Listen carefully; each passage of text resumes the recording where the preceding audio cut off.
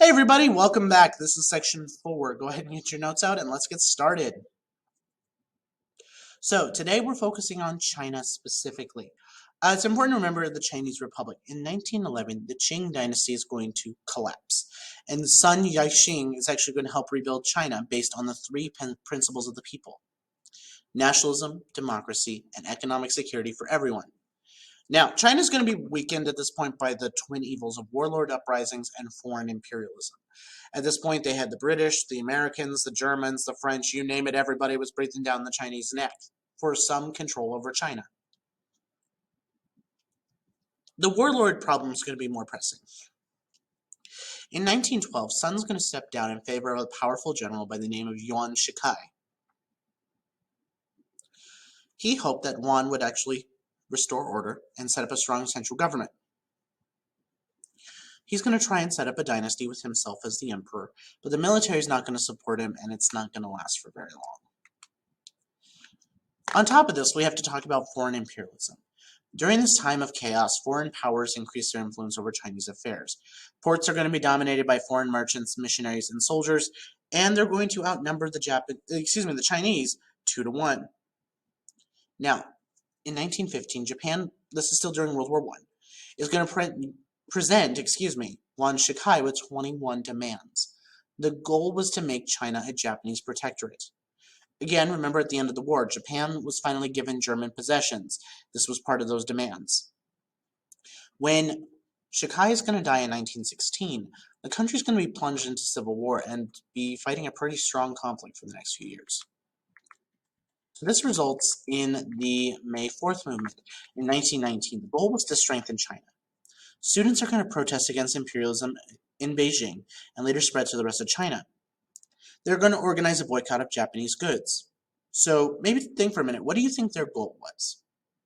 We've talked about other movements like this last time when we talked about Gandhi and the Salt March. The reasons here are very similar. Now, also, how is China going to fight off European influence and imperialism? They're going to look to the West to modernize and look to democracy and nationalism to solve their problems. Women are going to use this as an opportunity to campaign for the end of arranged marriages, the process of foot binding, and the seclusion of women in the home. To explain foot binding, this is the process in which Chinese women intentionally break their feet and form them into the smallest possible foot possible and let it heal that way. Foot binding goes back to an old tradition in Chinese culture where women should have tiny feet, and that's how they did it. They also believed that this whole idea of arranged marriages was archaic and that it should go away. Now from this, Marxism is actually going to win some appeal to the Chinese. Think about it. It was a way to get away from a lot of these problems they've been having and provide changes.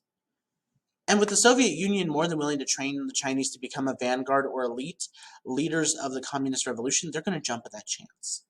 And with being so close to Russia, China saw how the Russian Revolution played out, and they saw the model of how a strong, well-organized party could transform a nation. Remember, we talked about that at the end of last chapter. By the 1920s, the Chinese Communist Party is going to form, known as the Kuomintang.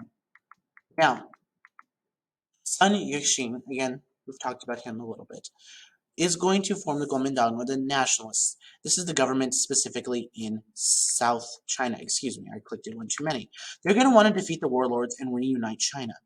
Now, the Western powers, again, like the United States and Britain and France, are going to ignore pleas for these calls for help in building a democratic China, mainly because by 1920s we have our own problems.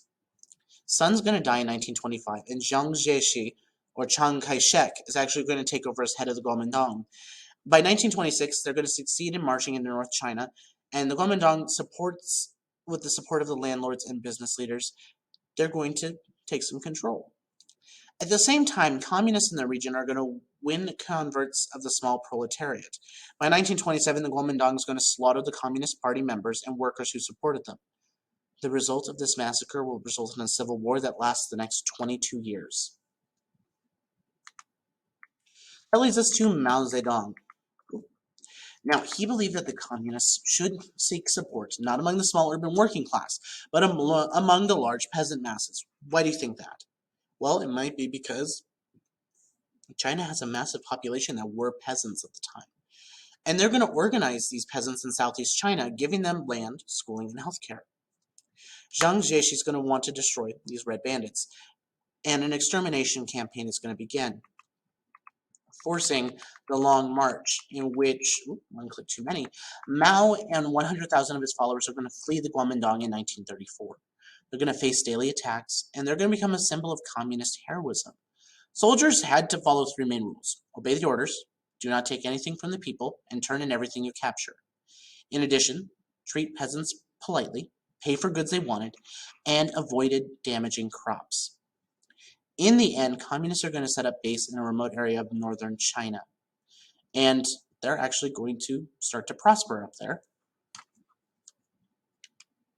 Now, unfortunately, as this is all going on, this is our last slide for today, Japan's going to decide to invade China at this exact moment. They're going to invade through Manchuria and northeast China. Zhang's own generals didn't understand why they would continue to fight other Chinese, the communists, when they should be working to fight the Japanese. Now, they're going to be forced to combine efforts, the whole enemy of my enemy is a friend type deal. And by 1937, Japan will strike again, overrunning eastern China. They're going to set up a puppet government in Nanjing, formerly the nationalist capital. Brutality in this city is going to be termed the Rape of Nanjing. Japanese are going to kill hundreds of thousands of soldiers and civilians, and they brutalized even more. Your assignment is a reading packet on this topic. You'll get a chance to learn a little bit more about what happened there. Like I said, this was our last slide of notes for today, so I will see you all next time. Bye, everybody.